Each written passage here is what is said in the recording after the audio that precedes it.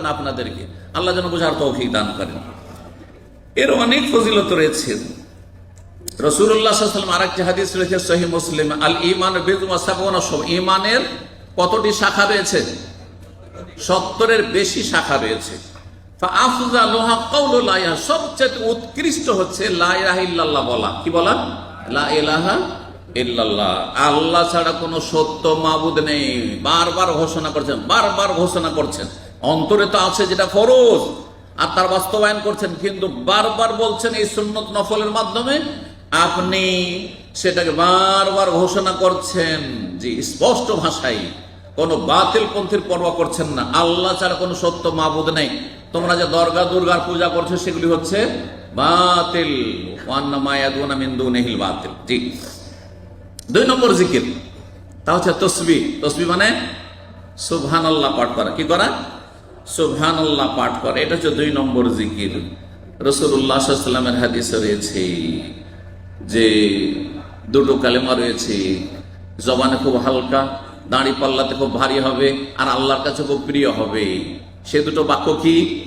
সহিহ বুখারীর শেষ হাদিস একবারে, সুবহানাল্লাহি ওয়া বিহামদিহি সুবহানাল্লাহিল আযীম। এতে সুবহানাল্লাহর জিকির রয়েছে, 2 বার করে সুবহানাল্লাহ রয়েছে, আর ওয়া বিহামদিহি হামদের জিকির রয়েছে।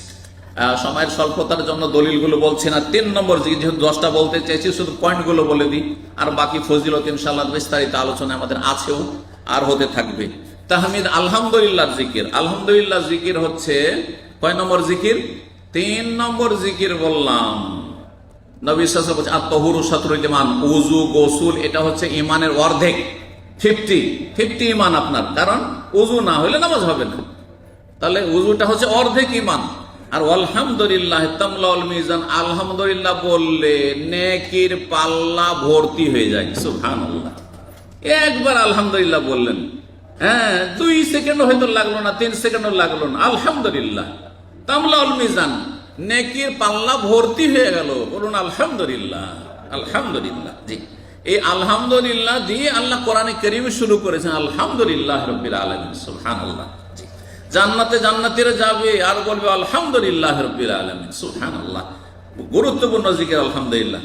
4 নম্বরের জিকির হচ্ছে তাকবীর। তাকবীর মানে আল্লাহু আকবার পাঠ করা। কি করা?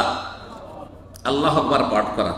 রাসূলুল্লাহ সাল্লাল্লাহু আলাইহি ওয়াসাল্লাম সহিহ মুসলিম হাদিস হচ্ছে আহাব্বুল কালাম ইলাল্লাহি আরবা, আল্লাহর কাছে 4টি কথা খুবই প্রিয়। 4টি কথা, 4টি বাক্য অত্যন্ত প্রিয়। কি? সুবহানাল্লাহি আলহামদুলিল্লাহি ওয়া লা ইলাহা ইল্লাল্লাহু আল্লাহু আকবার। এই যে 4টি হয়ে গেল, এই 4টা এখন পর্যন্ত বর্ণনা করলাম। 4টার দলিল একসাথে সংক্ষেপে পেয়ে গেলেন সহিহ মুসলিমের হাদিস। যেটাই আগে বলেন না কেন, বলছেন লা ইয়াদুররুকা বিআইয়িহিন্না বাদাতা, যেটা ইচ্ছা আগে সুবহানাল্লাহ বলো, আগে আলহামদুলিল্লাহ বলো, আল্লাহু আকবার বলো, আগে লা ইলাহা ইল্লাল্লাহ বলো, অসুবিধা না, আগে পরে। 5 নম্বরের জিকির হচ্ছে ইস্তেগফার করা। ইস্তেগফার মানে আস্তাগফিরুল্লাহ, আল্লাহ আমি ক্ষমা চাইছি, আল্লাহ আমি ক্ষমা চাইছি, আল্লাহ আমাকে মাফ করে দাও, আল্লাহ আমাকে মার্জনা করে দাও, আল্লাহ আমাকে ক্ষমা করে দাও। আরবিতে বলেন, ভালো বুঝে বলেন, কিন্তু না বুঝে নয়। আর না হলে নিজের ভাষায় বুঝে বলে আল্লাহ তুমি আমাকে মাফ করে দাও, আল্লাহ তুমি আমাকে ক্ষমা করে দাও। এই হচ্ছে ইস্তেগফার। তার সাথে তওবা যদি মিলিয়ে নেন, বলেন আস্তাগফিরুল্লাহ ওয়া আতুবু ইলাইহি, আস্তাগফিরুল্লাহ আল্লাযী লা ইলাহা ইল্লা হুয়াল হাইয়ুল কাইয়্যুম। বিভিন্ন ভাষায় এইরকম সাইয়্যিদুল ইস্তেগফার। ইস্তেগফার বিভিন্ন বাক্য রয়েছে। কম পক্ষে যদি আস্তাগফিরুল্লাহ বলেন যথেষ্ট হয়ে গেল। নবী সাল্লাল্লাহু দিনে 70 বারের বেশি আস্তাগফিরুল্লাহ পাঠ করতেন। অন্য হাদিসে রয়েছে 100 বার করে আমি আস্তাগফিরুল্লাহ পাঠ করি। রাসূলুল্লাহ সাল্লাল্লাহু আলাইহি ওয়াসাল্লাম আস্তাগফিরুল্লাহ পাঠ করতেন, অথচ রাসূলুল্লাহ সাল্লাল্লাহু আলাইহি ওয়াসাল্লাম ভুল ভ্রান্তি নেই, মাসুম।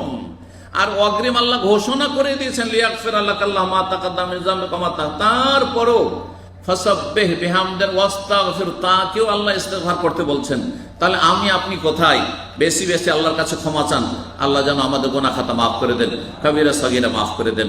6 নম্বর জিকির হচ্ছে আল্লাহর কাছে আশ্রয় কামনা করা বিতাড়িত শয়তান থেকে। আউযু বিল্লাহ, সংক্ষেপে আউযু বিল্লাহ, আল্লাহর কাছে আশ্রয় চাইছি। আর বিতাড়িত শয়তান থেকে লাগিয়ে দিলে কি বলবেন? আউযু বিল্লাহি মিনাশ শয়তান। এটাও আল্লাহর জিকির, আউযু বিল্লাহ। এই যে কোরআন শুরু করবেন, সবচেয়ে উত্তম বাণী শুরু করবেন আউযু বিল্লাহি মিনাশ শয়তান, যাতে করে শয়তান কোরআন থেকে উপকৃত হইতে, হেদায়েত নিতে বাধা সৃষ্টি না করে, শয়তান যেন মাঝখানে এসে আপনাকে বাধাগ্রস্ত না করে এবং জাহান্নামে না নিয়ে চলে যায়। আউযুবিল্লাহ পাঠ কর। কোন জায়গায় আপনি অবতরণ করছেন, যে কোনো জায়গায় স্টেশনে নামছেন, এয়ারপোর্টে নামছেন, কোনো অমুসলিম দেশে নামছেন, খারাপ জায়গায় নামছেন, কোন অপরিচিত লোক নাই সেখানে নামছেন, দুশ্মনের ভয় আছে, ডাকাতের ভয় আছে, ছিনতাইয়ের, আউযু বিকালিমাতিল্লাহি তাম্মাতি মিন শাররি মা খালাক। রাতের অন্ধকারে ভয় লাগছে, জিন শয়তান বলে বলেন আউযু বিকালিমাতিল্লাহি তাম্মাতি মিন শাররি মা খালাক। অফিসে বড় হিংসুক আছে, জালেম আছে, তারা আপনাকে এক্সিট লাগাবার চেষ্টা করছে, বের করার চেষ্টা করছে, বলেন আউযু বিকালিমাতিল্লাহি তাম্মাতি মিন শাররি মা খালাক।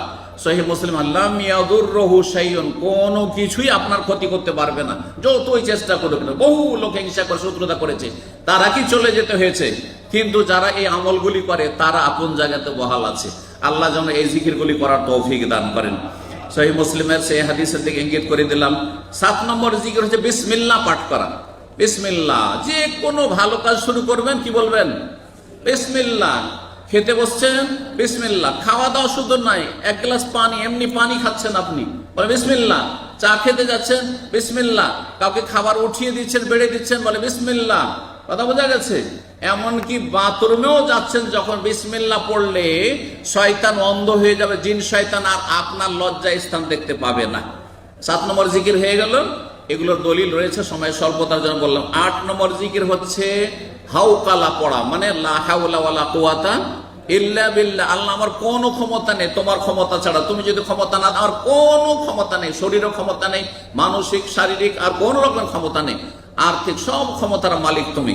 লা হাওলা ওয়ালা কুওয়াতা ইল্লা বিল্লাহর অনেক বেশি ফজিলত রয়েছে। 9 নম্বর জিকির হচ্ছে দুরুদ পাঠ করা, সালাত পেশ করা। একবার যদি পড়েন তো 10 বার আল্লাহর রহমত নাযিল হবে। সাল্লাল্লাহু আলাইহি আল্লাহুম্মা সাল্লি ওয়া সাল্লিম আলা নবিয়িনা মুহাম্মদ, আল্লাহুম্মা সাল্লি আলা মুহাম্মদ, আল্লাহুম্মা বারিক আলা মুহাম্মদ, এইভাবে পাঠ করবেন।